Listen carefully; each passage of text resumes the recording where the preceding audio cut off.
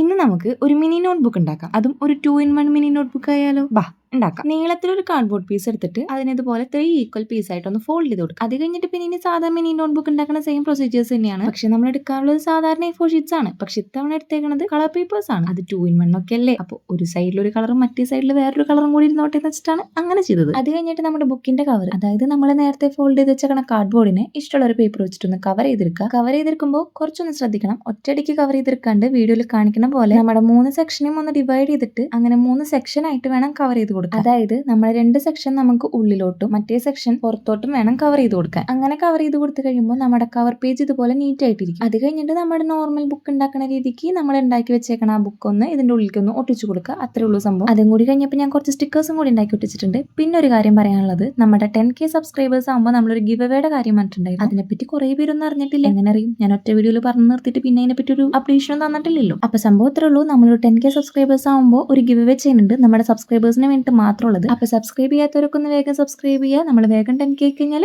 വേഗം തന്നെ ഗിവ് അവേയും ചെയ്യും. അപ്പൊ ശരി.